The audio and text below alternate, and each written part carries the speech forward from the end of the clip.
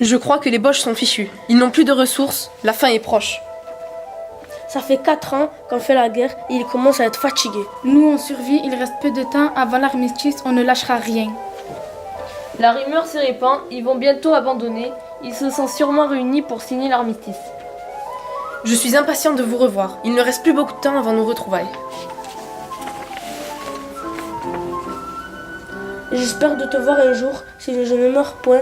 Prie pour moi. C'est dégoûtant. Chaque fois que l'on voit au fond des choses, on ne constate que des abus, protection, embuscage. Mon mari est mort le 17 mai 1917, alors que le mari de ma voisine n'est pas allé à la guerre. Cela est injuste. Comment pouvons-nous laisser cet homme mourir, alors que d'autres restent bien au chaud chez eux? Je me le demande. Chaque jour, chaque heure, chaque minute, ma haine s'agrandit. Mon corps s'endurcit en travaillant chaque jour de plus en plus.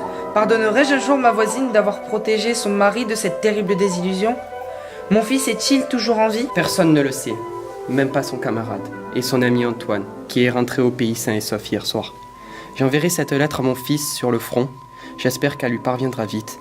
Maman qui t'embrasse, je t'aime, Séverine.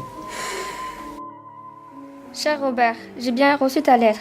Celle-ci m'a rappelé l'aventure qui nous est arrivée l'hiver dernier avec mes sœurs. Nous étions aussi victimes de la pénurie alimentaire qui s'est abattue sur le village. L'épicerie du village n'était plus réapprovisionnée depuis un certain temps et nous avons dû rester 5 jours sans manger.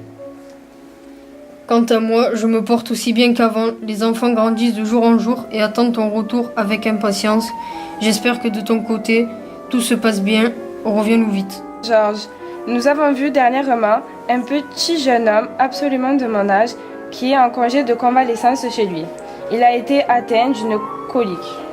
Depuis quelques jours, il souffre d'énormes maux de ventre. Je fais preuve de compassion envers lui. Pour cela, j'ai décidé de l'aider dans son quotidien car il n'a pas de famille. Pour cela, je lui ai proposé de lui rendre visite. Chaque jour, je donne des médicaments, je l'aide à manger, je lui parle, je l'écoute. Mon cher Georges, je souhaite te revoir très vite. J'espère qu'il ne t'arrive pas la même chose ou pire. Je t'embrasse très fort, ta bien-aimée Elisabeth. Mes sœurs ont assisté chez un épicier à une scène tordante. Gravée dans ma mémoire, tu dois te demander ce qui s'est passé. L'épicier a trébuché sur une peau de banane. En essayant de se rattraper, il fait tomber un pot de cornichons et il sentait le vinaigre pendant 3 jours. Je te raconte cette anecdote pour te faire changer les idées. Je fais des prières tous les jours pour que tu sortes de cet embarras. Bilal, sache que tout le monde t'aime et qu'on est tous en cœur avec toi. Et j'attends ta permission. Ma chère femme, encore un peu de patience et je crois que la délivrance est proche. Je sais que l'armistice a été signé, donc je vais bientôt vous retrouver car ma permission a été accordée. J'ai hâte de vous retrouver, de retrouver une vie paisible. Mon cher Francis, ça sert tout de même d'être infirmière et pourtant ça ne donne pas envie de mener la vie qu'elle mène là-haut, car ce qu'elle doit voir à longueur de journée doit être horrible. Vu ce que tu me dis de la guerre, elle doit être atroce.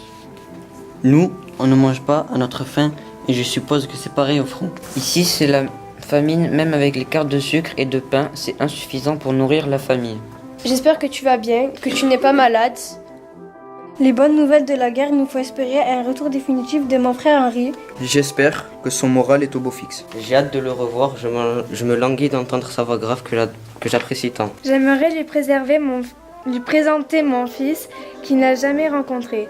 Je voudrais qu'il me raconte l'enfer qu'il a vécu, en espérant qu'il ne reviendra pas traumatisé par les horreurs de cette maudite guerre. Je souhaite que mon fils lui donne de l'espoir pour l'avenir.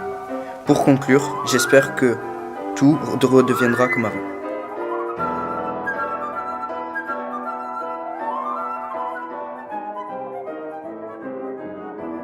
Ma petite mère chérie, hier, jour férié, signature de la paix à 15h, foule énorme dans les rues.